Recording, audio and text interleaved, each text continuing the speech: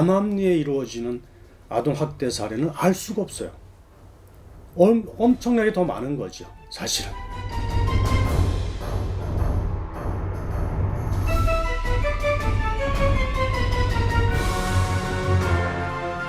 여론조사를 해보면 체벌이 필요하다라고 응답하는 국민들이 더 많아요. 내 아이 내가 알아서 키우는데 무슨 간섭이냐.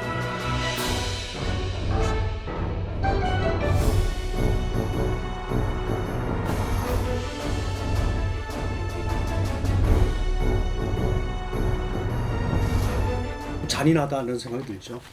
격리하고 쳐내고 이런 퇴행적인 현상들이 우리 사회에서 자꾸만 생기는 것 같아서 슬프고 걱정되고 이래서는 안 된다.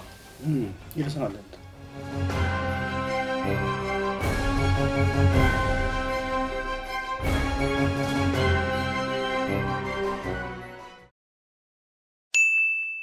바로 지난주죠. 14일 날, 11월 14일 날에도 인천에서 3살 난 어린아이가 사망했다는 뉴스가 있었어요. 온몸에 멍이 들어 있었고 알고 봤더니 그 가해자가 어머니인 것으로 사실상 확인이 됐어요. 끔찍한 일이죠. 그리고 지난 한 달쯤 전에 10월 20일 날에도 이제 전국이 들썩거린 사건이 하나 있었는데 부산의 한 산부인과에서 생후 5일 된 신생아가 사망했는데 두개골 골절, 뇌출혈.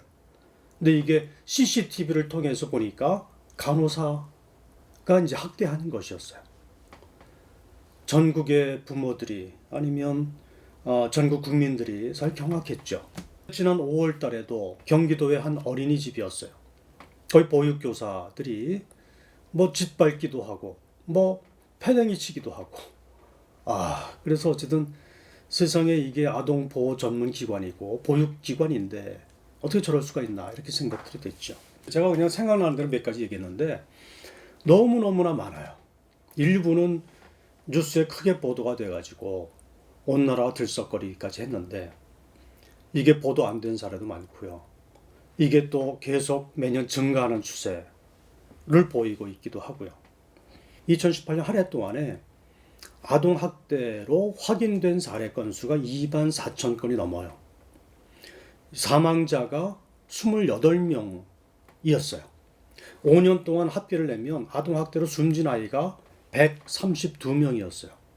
엄청난 거죠. 2만 4천 건이 한 해에 아동학대가 이렇게 조사가 되고 보고가 됐으니까 이거는 아동보호기관에 접수된 사례만이에요. 그렇지 않고 암암리에 이루어지는 아동학대 사례는 알 수가 없어요. 엄청나게 더 많은 거죠, 사실은. 이전에는 이제 아동학대라고 하는 것이 너무나 사회적으로 인식이 좀 부족했고 이것이 심각하다는 생각들을 못했어요. 그래서 이게 문제가 돼서 수사를 받고 재판을 받아도 너무 처벌이 경미했어요. 참 어이가 없을 정도로.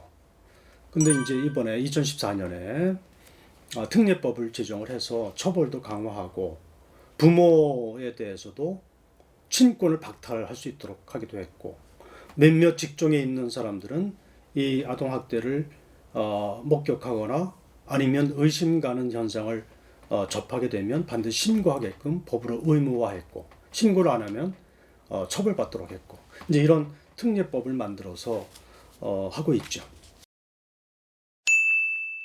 최근의 논쟁은 이 체벌이라고 하는 부분, 아이들을 가정에서 부모님들이 소위 사랑의 매라고 하잖아요. 가르치고 훈육하기 위해서 매를 들 수 있다라고 하는 게 지금까지 많은 국민들의 보편적인 인식이었는데 계속 체벌을 허용할 것인가 라고 하는 부분에 대해서 지금 우리나라에서도 논쟁이 좀 있어요. 지금 체벌을 아예 못하도록 법을 개정하자라고 하는 이거 민법 조항인데 그런 논란들이 있고요. 민법상에는 자녀의 양육과 훈육을 위해서 교양을 위해서 징계가 필요하다라고 이렇게 인정하고 있거든요. 이게 민법 조항인데 이 민법 조항을 개정해서 징계라고 하는 개념에 체벌을 빼자라고 하는 논의들이 지금 활발하게 일어나고 있어요. 그러니까 민법상에서 체벌이 가능하도록 해석될 수 있는 조항이 있는데 그걸 이제 못하도록 하자는 얘기죠.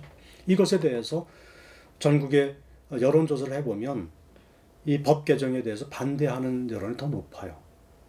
그러니까 다른 말로 하면 체벌이 필요하다고 주장하는 거죠. 국민들 정서적으로. 근데 아직도 여론조사를 해보면 체벌이 필요하다라고 응답하는 국민들이 더 많아요. 근데 많은 아동 상담, 아동 심리학자, 아동 전문가들의 이야기를 들어보면 체벌이라고 하는 것이 좋은 게 아니다, 좋은 방법이 아니다 라고 하는데 많은 의견들이 가 있어요. 전문가들의 이야기는. 근데 국민들의 인식은 아직 그렇지 않다라는 얘기죠. 사랑의 매라고 포장되긴 하지만 그건 사실 포장일 뿐이고 많은 경우 분풀이, 화풀이, 감정 싸움, 부부 싸움, 뭐 그 결과 이런 것일 경우들이 많고 또 하나 그 기본 바탕에는 아이를 자기 소유물로 생각하는 게 깔려 있어요. 그래서 내 마음대로 해도 된다. 그래서 이제 아동학대 신고를 받고 출동을 하면 내 아이 내가 알아서 키우는데 무슨 간섭이냐 이렇게 반응이 나와요. 내 아이는 내가 마음대로 해도 된다라고 하는 그런 통념이 깔려 있는 거죠. 어린아이를 누구나 보호하고 정상적으로 양육되고 성장할 수 있도록 이렇게 보호할 책임이 그 사회와 부모에게 있는 건데 그렇게 하기보다는 내 마음대로 해도 된다. 때리든 뭐 아니면 벌 세우든 아니면 모욕을 주든 그러면서 이거는 이 아이가 잘 자라도록 하기 위해서 그런 거다라고 이야기를 하면서 온갖 방법을 다 쓰는 거거든요. 이거는 상당히 후진적이다. 아동에 대해서 하나의 인격체로 단 인격체지만 스스로를 보호할 수 없는 그런 성인이 되기 전의 인격체로 우리가 존중하고 대할 필요가 있다. 그것이 선진 시민의 한 잣대다. 이렇게 생각을 하죠. 최근에 이제 이 아이 키우는 어머니들이 상당히 속상해하는 주제인데 노 키즈 존이라고 하는 게 막 번져가고 있다고 그래요. 저도 몇 번 봤는데 식당이나 뭐 카페나 그렇죠? 이런 데서 어린아이가 들어오면 못 들어오게 손님 아예 안 받고 아예 그냥 우리는 어린이 손님 안 받는다고 써붙이기도 하고 그래서 어린아이를 키우거나 같이 외식을 하거나 여행을 하는 젊은 부모님들이 너무 이 일로 해서 속상해하고 뭐 심지어는 뭐 아파트 근처의 놀이터에서도 뭐 저녁 시간에 아이들 시끄럽다고 놀지 못하게 하는 이야기들이 막 공공연하게 있고 잔인하다는 생각이 들죠. 잔인하고 그 뭐라 그러죠? 개구리 올챙이쪽 생각 못한다는 속담도 떠오르고요. 가장 아름답고 가장 선진적인 사회는요. 아주 다양하게 생긴 사람들이 그것이 피부색이든 지금 오늘 얘기로 하면 어린애부터 노인에 이르기까지 여자 남자 피부색 문화 종교 아주 다양한 사람들이 함께 어우러져 공존할 수 있는 사회 문화가 가장 바람직하고 이상적이고 선진적인 사회인 거죠. 우리가 그런 사회를 향해서 나아가야 되는데 사실은 과거에 그렇지 못했더라도 나아가야 되는데 자꾸만 이렇게 우리와 다른 사람들 아니면 우리를 조금 불편하게 하거나 조금 귀찮게 하는 신경 거슬리게 하는 다른 사람들을 자꾸만 격리하고 쳐내고 혹은 차별하고 혹은 이 사회에서 내쫓고 하는 이런 퇴행적인 현상들이 우리 사회에서 자꾸만 생기는 것 같아서 참 어떤 면에서는 슬프고 걱정되고 이래서는 안 된다. 잘만 살면 선진국이냐? 사실 아니거든요. 그에 따라서 정치 제도, 사회 의식, 문화 이게 이제 함께 선진적인 수준으로 올라가줘야 되는데 그 중에 제일 중요한 지표가 사회적 약자를 어떻게 대하느냐라고 생각을 해요.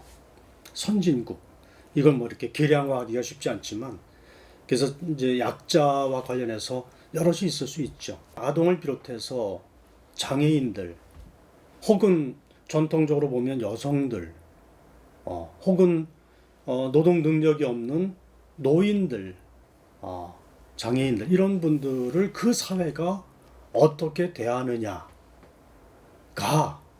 그 사회의 의식 수준을 결정하고 그 사회가 선진적이냐 아니냐를 구분하는 중요한 잣대라고 생각을 해요.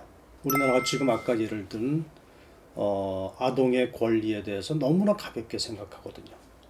노키즈존이라고 하는 게 대표적인 수가 있고 우리 사회가 경제적으로는 이렇게 뭐 좋아지고 있다고는 하지만 우리의 의식은 이상하게 자꾸만 부끄러운 모습들을 보이고 있다. 아동들에게는 잔인한 거고요. 또 우리 자신을 돌아보면 부끄러운 거고요. 우리 사회를 생각하면 이래서는 지속 가능할 수 없기 때문에 사회 미래가 걱정되는 거고요. 좀 우리가 좀 여유를 가지고 좀 불편을 일정 부분의 불편을 감내하고 전체 사회를 위해서 미래를 위해서 또 그 존중받아야 될 아이를 위해서 아이의 미래를 위해서라는 명분으로 우리 사회가 어떻게 보면 그런 점에서 아동에 대해서 너무나 가볍게 생각하고 있다. 모든 걸 부모 위주로 어른 위주로만 생각하고 있다. 이게 이제 걱정인 거죠.